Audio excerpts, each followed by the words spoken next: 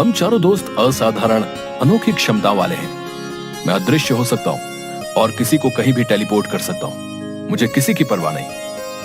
हाँ, मैं कुछ ही सेकंड में पूरा भंडारा खा लेने का दम रखता हूँ। मुझसे भला किसी का क्या मुकाबला। हाँ, वो तो तेरा पेट देखकर लगता ही है। मैं तो किसी भी चीज को हवा में उड़ा सकता हूँ। दुश्मन मेरे सामने पक्षी बन जाते हैं। मैं तो प्रकृति को ही नियंत्रित कर सकता हूँ। वो हाथ उठाता है और तेज बारिश होने लगती है। सब लोग भीग जाते हैं। तभी वहाँ पर एक गरीब औरत आती है। मेरी मदद करिए, आप लोगों के पास कमाल की शक्तियाँ हैं। मेरा बेटा खो गया है, मेरी मदद करें।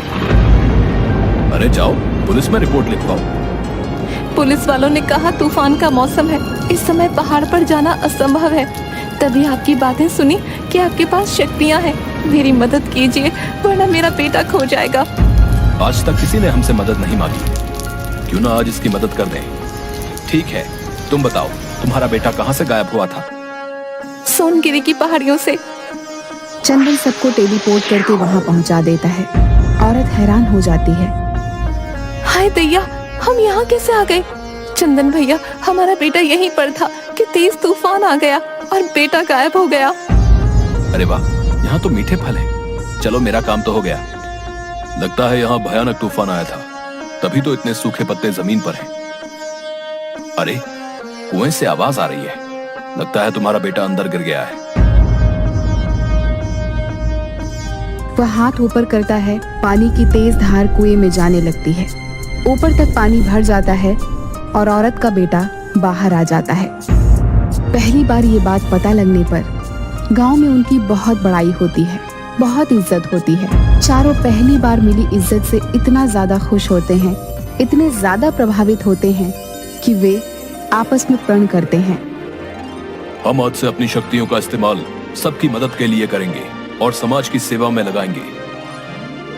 एक दिन वह सभी गांव में लगे मेले में मेले का आनंद ले रहे होते हैं।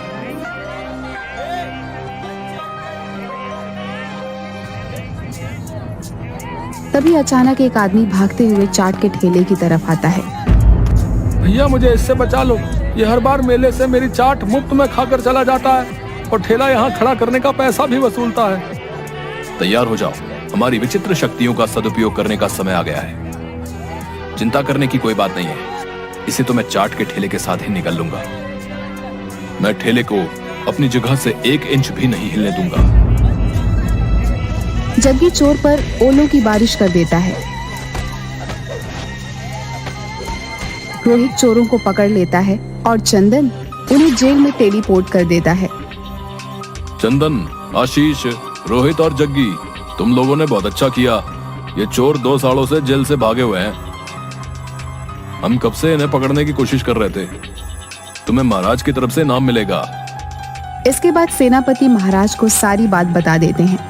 अगले दिन महाराज उन्हें मिलने के लिए बुलाते हैं। तुम चारों मित्रों के पास जादुई क्षमता है। अगर तुम इन्हें बुद्धिमानी से इस्तेमाल करोगे तो हमारे राज्य पर कभी कोई दुश्मन युद्ध नहीं कर पाएगा। लेकिन याद रखना, अगर तुम कोई गड़बड़ करते हो तो इस पूरे देश को खत्म होने में भी समय नहीं लगेगा। महाराज, आप बिल्कुल भी चिंता ना करें। हम कभी भी अपनी शक्तियों का उपयोग गलत काम के लिए नहीं करेंगे। हम देश की सुरक्षा के लिए अपनी शक्तियों का उपयोग करेंगे। हम हर काम सोच समझकर और मिलकर करेंगे और मिलकर खाएंगे भी। सब हंसने लगते हैं। इसी तरह कुछ दिन बीत जाते हैं। एक दिन जब राज दरबार में महाराज सबके साथ मंत्री बैठक में बैठे होते हैं, तभी वहाँ एक जादूगर आता है। अरे वाह, यहाँ बातें चल रही हैं। जरा हमें भी तो बताओ, क्या बातें हो रही हैं? कौन हो तुम? तुम सबकी मौत। चले जाओ यहाँ से, समझ गए दुष्ट व्यक्ति? मैं जाऊंगा, बिल्कुल जाऊंगा, लेकिन तुम्हारे प्यारे महाराज को लेके। ये सब तुम क्यों कर रहे हो? हम तो तुम्हें जानते तक नहीं। अरे, तो इसमें क्या बड़ी बात है? लो, मैं अभी बता देता हूँ। मैं हूँ जादूगर विनाशक। तुम चाहे जो कोई भी हो, हमारे पीछे क्यों पड़े हो? हम तो तुम्हें जानते तक नहीं। तुम बड़े लोगों के लिए कितना आसान होता है ना सब कुछ भूल जाना। जब मैं छोटा था तब तुम्हारे इन्हीं प्यारे महाराज ने खेलते खेलते एक तीर चलाया था जो जाके सीधे मेरे पिताजी को लगा था। सिर्फ इस राजा की उस हरकत की वजह से मैंने अपने पिताजी को खो दिया था। और तुम लोगों को देखो, तुम्हें तो याद तक नहीं होगा कि तुमसे ऐसा कुछ भी हुआ होगा। क्यों? सही कहा ना? आज से लेकर अपनी मृत्यु तक तू भी अपनों के लिए तरसेगा। जैसे मैं अपनों के लिए तरसा, वैसे ही तू भी तरसेगा। देखो, मुझे इस बारे में कोई जानकारी नहीं है, लेकिन अगर यह सब मेरी वजह से हुआ है तो मैं तुमसे दिल से माफी मांगता हूं। वाह, माफी मांगकर बचना चाहते हो? ये जो तुम अपने लोगों के बीच महान बनने का नाटक कर रहे हो, बंद करो इसे, समझे? तुम्हें क्या लगता है मैं इतनी दूर और इतने सालों बाद तुम्हारी माफी के लिए आया हूं? तो क्या चाहते हो तुम? तुम्हारी मौत। जैसे मैं अपने पिताजी के लिए तरस रहा हूं, वैसे ही तेरे लोग भी तेरे लिए तरसेंगे। जबान संभाल के बात करो जादूगर, वरना आज तुम्हारा आखिरी दिन होगा। तुम मारोगे मुझे? शक्ल देखी है अपनी? इतनी देर से देख रहा हूं, बड़े उछल रहे हो। लगता है तुम्हें सबक सिखाना ही पड़ेगा। बड़ा आया मुझे मारने वाला, अब घूमता रहे हर जगह। ए सुनो, तुम में से कोई भी मेरा मुकाबला नहीं कर सकता, समझे? और ना ही तुम्हारे वो चार मूर्ख जो उन मामूली सी शक्तियों के बल पे उछलते रहते हैं। मैं महाराज को कैद कर लूंगा, देखो उसे कैसे बचाते हैं ये चार जोकर। चंदन सफलतापूर्वक महाराज के साथ अदृश्य हो जाता है। तभी वहां पर वो चारों आ जाते हैं। हम मूर्ख हैं तो तू महामूर्ख है, समझा? एक ही बार में खा जाऊंगा तेरे को, समझा? और डकार भी नहीं लूंगा। ओ मोटे, पहले अपना पेट संभाल, तब बोलियो। बोल कम, थूक ज्यादा रहा है। आशीष हवा का एक बवंडर बनाता है। जादूगर विनाशक तेजी से उड़ता हुआ ऊपर चला जाता है। मेरे प्यारे प्रजावासियों, ये चारों हमारे देश के रक्षक हैं, जो हर दिशा से हमारे देश की रक्षा करेंगे। अब आप सुख की नींद सो सकते हैं। अब विनाशक हमारे देश में तबाही नहीं मचा सकता। चारों तरफ खुशी और तालियों की लहर दौड़ पड़ती है। सभी अपने अपने घर चले जाते हैं। रात को महाराज को अपने कमरे में एक दर्पण दिखाई देता है। ये दर्पण, ये कहां से आ गया? महाराज, ये मैं हूं। लो, मैंने तुम्हें कैद कर लिया। वह महाराज को अपनी जादुई शक्तियों से बनाए गए जादुई बुलबुले में फंसा देता है। मुझे इस बुलबुले से मुक्त होना है। मुझे बाहर निकालो, मुझे बाहर निकालो। मैं तुम्हें लेकर जा रहा हूं। देखूं तुम्हें तुम्हारे रक्षक कैसे ढूंढते हैं। पूरे शहर में यह बात फैल जाती है कि महाराज सुमेर सिंह जादूगर द्वारा अपहरण कर लिए गए हैं। यह खबर चंदन, रोहित, आशीष, जग्गी के पास भी पहुंचती है। ऐसा लगता है कि जादूगर ने राजा को किसी गुप्त जगह में रखा हुआ है। तभी तो अभी तक सैनिक भी महाराज का पता नहीं लगा पाए। मुझे लगता है कि उनका पता उनके महल से ही मिलेगा। हमें देर नहीं करनी चाहिए दोस्तों, चलो महल चलते हैं। चंदन, पहले हमें महल पहुंचा दो। चंदन उन्हें अपनी टेलीपोर्ट करने की शक्ति से सीधे महल में पहुंचा देता है। हे भगवान, आज सुबह मैंने काजू बादाम वाला दूध नहीं पिया, इसलिए मेरी शक्ति थोड़ी कम हो गई है। हम लोग गलत कमरे में टेलीपोर्ट हो गए हैं। इसके बाद वो चारों महाराज के कमरे में पहुंचते हैं। यहाँ तो सब सामान्य लग रहा है, लेकिन चंदन, अगर सब सामान्य है तो महाराज कैसे गायब हो गए? सैनिक, कल रात महाराज से मिलने रात को कोई आया था क्या? नहीं रोहित जी, कल रात मैं ही पहरा दे रहा था। महाराज के कमरे में जाने के बाद यहाँ कोई नहीं आया। ठीक है, तुम जा सकते हो। कुछ तो है जो हम नहीं देख पा रहे हैं। पूरे कमरे की जांच करते हैं एक बार। कुछ तो ऐसा मिलेगा जिससे हम महाराज तक पहुंच पाए। चंदन, हम टेलीपोर्ट नहीं हो सकते क्या? सीधे वहां मैं बस टेलीपोर्ट वहीं तक कर सकता हूँ जहाँ का मुझे पता मालूम हो। अब क्या करें यार? तभी जग्गी का हाथ पास रखे शीशे पर पड़ता है और शीशा उसे अपने अंदर खींच लेता है। अरे ये जग्गी कहाँ चला गया अब?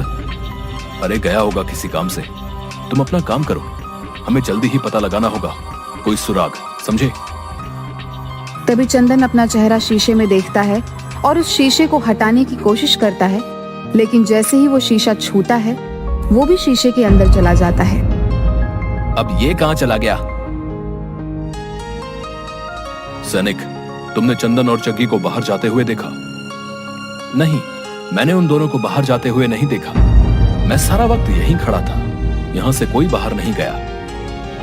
मुझे ऐसा क्यों लग रहा है कि वो दोनों भी महाराज की तरह कहीं गायब हो गए। जरूर अभी भी यहां कुछ ऐसा है जिससे हम महाराज तक पहुंच सकते हैं। सुन जरा इधर आ, क्या हुआ?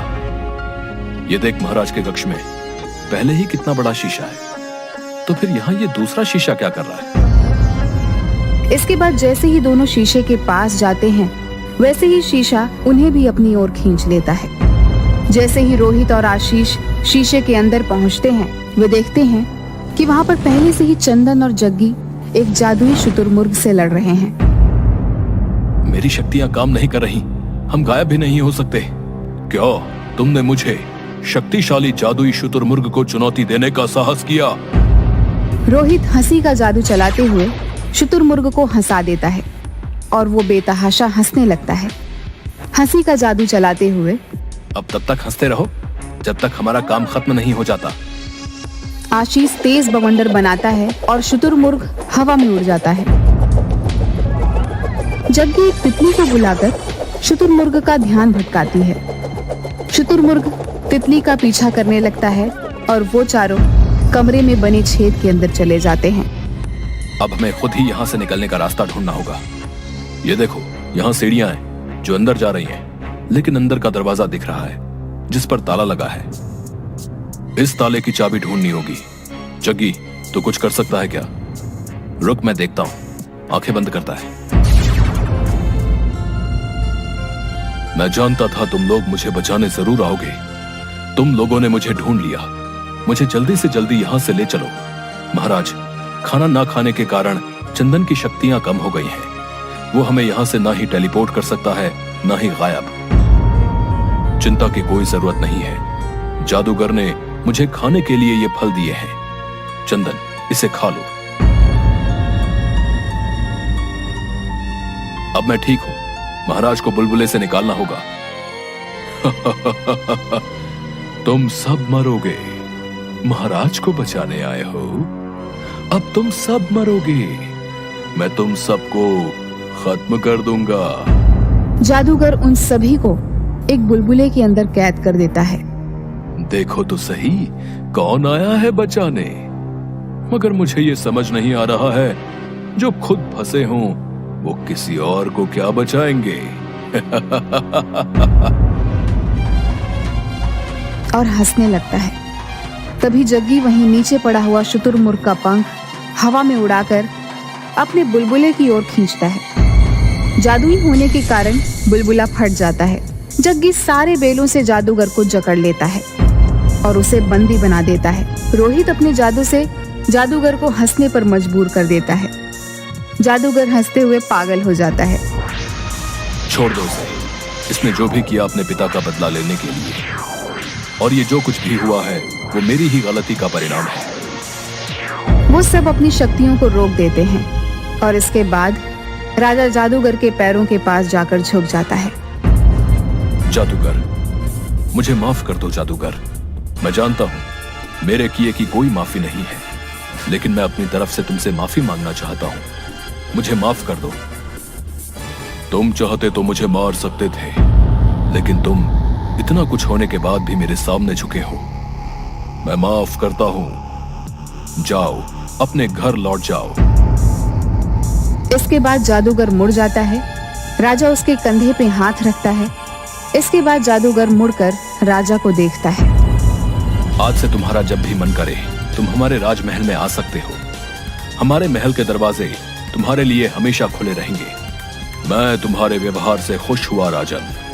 अब मैं चलता हूँ। चलिए, घर पर सब हमारा इंतजार कर रहे होंगे। चलो, कब से बढ़िया खाना नहीं खाया। आज राजमहल में मेरी तरफ से दावत होगी। जितना मन करे उतना खाना, समझ गए? ये मेरी तरफ से तुम्हारे लिए। सब हंसते हुए चंदन सबको टेलीपोर्ट करके घर पहुंचा देता है। अरे वाह वाह, आखिरकार हम अपने घर आ ही गए। महाराज, आप लौट आए। तुम चारों ने तो कमाल कर दिया। हम और ये राज्य तुम्हारा ये एहसान कभी नहीं भूलेंगे। हाँ, सच कहा तुमने। हमारी जान बचा के तुम सब ने हमें तुम्हारा ऋणी बना दिया है। हम बहुत खुशकिस्मत हैं कि हमें तुम्हारे जैसी प्रजा का राजा बनने का सौभाग्य मिला। तुम चाहते तो अपनी शक्तियों का गलत इस्तेमाल भी कर सकते थे, लेकिन फिर भी तुमने सच्चाई का रास्ता चुना। हमें गर्व है तुम पर। महाराज, ये तो हमारा फर्ज है और हम कभी नहीं चाहेंगे कि लोग हमें एक बुरे इंसान के रूप में जाने, क्योंकि हम एक चैन की जिंदगी जीना चाहते हैं। किसी भी ऐसे डर में नहीं रहना चाहते जिसमें हर वक्त पकड़े जाने का भय हो। हाँ महाराज, डर डर के जीने से अच्छा सुकून की मौत मर जाना बेहतर होगा। महाराज, हम चारों हमेशा आपके साथ रहेंगे। अब मैं क्या कहूं, सब तो तुम तीनों ने कह दिया। लेकिन महाराज, मैं फिर भी कुछ ना कुछ जरूर कहूंगा। इन तीनों ने जो कुछ भी कहा, मैं उन सभी बातों से सहमत हूं और मैं कहना चाहता हूं कि हम हमेशा आपके साथ हैं महाराज, चाहे वो सुख हो या दुख। मुझे ये सब सुन के बहुत खुशी हुई। चलो, अब दावत खाने नहीं चलना, बड़ी भूख लगी है। शाम के वक्त सब लोग दावत खाने लगते हैं। महाराज के वापस लौटने की खुशी में उत्सव मनाया जाता है। जग्गी पूरे राजमहल के ऊपर फूलों की वर्षा करवा देता है। ये हमारी आज की जीत के लिए